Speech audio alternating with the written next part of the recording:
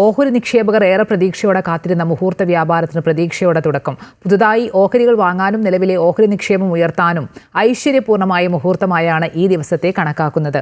ഈ വർഷം മുഹൂർത്ത വ്യാപാരത്തിൽ പ്രീ ഓപ്പൺ സെഷൻ ഉച്ചയ്ക്ക് 1:30 മുതൽ 1:45 വരെയായിരുന്നു. തുടർന്ന് 1 മണിക്കൂർ നേരത്തേക്ക് സാധാരണ വ്യാപാരം നടന്നു. സാധാരണയിൽ നിന്ന് വ്യത്യസ്തമായി ഈ വർഷത്തെ മുഹൂർത്ത വ്യാപാരം ഉച്ചയ്ക്ക് 1:45 മുതൽ 2:45 വരെയാണ് നടന്നത്. ഉത്തരേന്ത്യൻ ഹൈന്ദവ വിശ്വാസപ്രകാരമുള്ള സമ്പത്ത് വർഷത്തിന് തുടക്കം കുറിച്ച് ഓരോ വർഷവും ദീപാവലി നാളിൽ വൈകിട്ടാണ് മുഹൂർത്ത വ്യാപാരം സംഘടിപ്പിക്കാറുള്ളത്. അത് ഗുജറാത്തിലെ ആളുകളുടെ ആ കൺസെപ്റ്റാണ്. അതിന് പറ്റിയ മുഹൂർത്തങ്ങൾ തിരഞ്ഞെടുത്തിട്ട് ആ മുഹൂർത്തത്തിൽ തന്നെ ഒരു പുതുവർഷം തുടങ്ങുകയാണ്.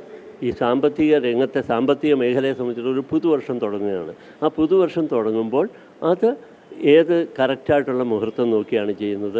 മുൻകാലങ്ങളിൽ സന്ധ്യ സമയത്തായിരുന്നു, ഇന്നത് മാറ്റി ഉച്ച സമയത്തേക്ക് മാറ്റിയിട്ടുണ്ട്. മുഹൂർത്ത വ്യാപാരത്തിൽ ഇന്ത്യൻ ഓഹരി സൂചികകൾ ഉയർന്നു. NSEയും BSEയും നേട്ടത്തിലാണ്. GST ചട്ടങ്ങളിൽ വന്ന മാറ്റങ്ങളുടെ അടിസ്ഥാനത്തിൽ മെച്ചപ്പെട്ട കുതിപ്പാണ് ഈ വർഷം ഓഹരി വിപണിയിൽ പ്രതീക്ഷിക്കുന്നത്.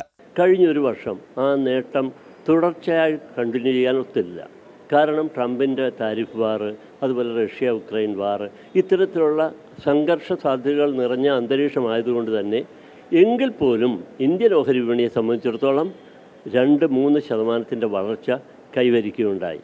എന്നാൽ വരും നാളുകൾ വളരെ പ്രതീക്ഷയോടുകൂടിയാണ് ഇന്ത്യൻ ഓഹരി വിപണി കാണുന്നത്. അതിൻ്റെ പ്രധാന കാരണം GST ഇളവിലുണ്ടായ വമ്പിച്ച നേട്ടം. അത് നിക്ഷേപകരിലേക്ക് എത്താൻ പോകുന്നു, അത് കമ്പനികളിലേക്ക് എത്താൻ പോകുന്നു. അത് 12 ലക്ഷം രൂപയുടെ ഇൻകത്തിന് ടാക്സ് ഇല്ലാതാകാൻ പോകുന്നു. ഇത്തരത്തിലുള്ള വളരെ വലിയ സാധ്യതകൾ വിപണിക്ക് ഉണ്ട്. അതുതന്നെ നിക്ഷേപകർക്ക് ഗുണകരമാവും.